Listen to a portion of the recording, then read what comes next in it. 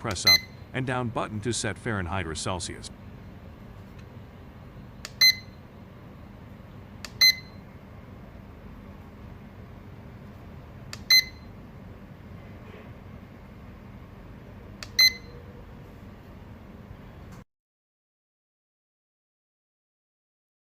Press the SET button, one by one, to set the DP to 1 to 2. The clock shows time, date, year, temperature, and humidity in a looping manner when DP is set to 1. The clock shows time, temperature, and humidity only when DP is set to 2. The clock confirms the setting and exit in 5 seconds.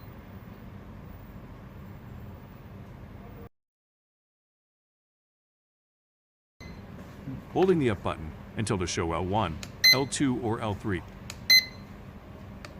Press up and down button to set the brightness from L1 to L3.